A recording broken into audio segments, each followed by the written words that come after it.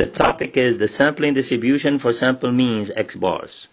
So let's do this example. Restaurant receipts show that the cost of customers' dinners has a skewed distribution. It's not normal, with a mean of $54. So we know that the mean is given to be 54, the mean of the population, and the standard deviation of the population is equal 18. What is the probability? Let me write this down. What is the probability of the next 100 customers? 100 customers will spend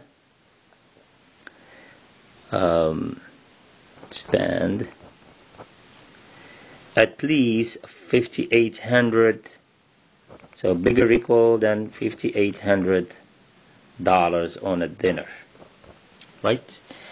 All right, so first, and it says verify the conditions. So let's first verify the conditions. Since it's skewed, the definition says, definition is right here.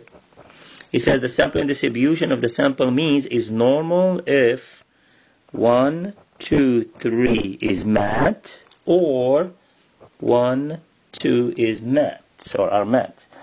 Since the distribution of X is not, has to be normal, but in our case it's skewed, so we can't use this.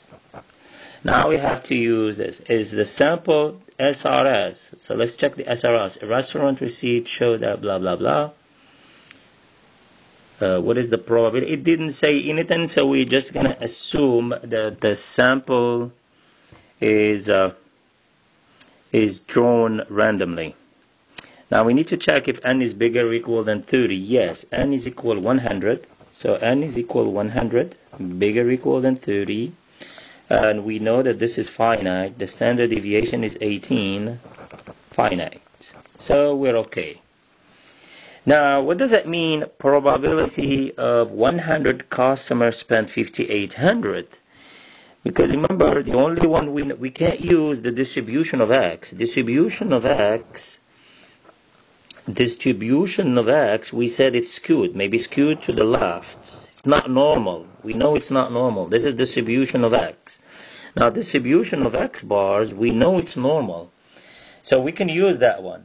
So we need to find the probability of X bar being bigger or equal than what? What is X bar? What is the mean of those 100 customers? So for 100 customers to spend $5,800, so on average, or the mean means on average, they're going to spend what? On average, they're going to spend 5,800 divided by 100, which is equal 58. So in other words, we need to find probability of X bar being bigger or equal than 58.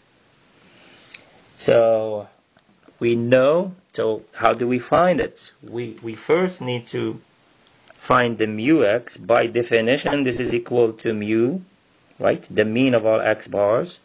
So this is going to be 54. Now we need to find standard deviation of X bars. This is just the standard deviation, which is 18 over square root of 100, which is 18 over 10, which is 1.8. Right? So this will be, now using normal CDF, we're going from 58. So we need this. So let's go all the way to 1,000 or 10,000, a huge number. So we're going from 58 to 1,000. And then the mu is 54. Standard deviation is 1.8. If you use your calculator, it's supposed to get 0.0. Well, actually 54 is here. So let me just 50. Let me see. No, that's right. 58 is on the left. So this is 54 and this is 58. Yes. So if you use a calculator, it's supposed to get 0.013, which is 1.31%, and that would be the answer. And that's it for this problem.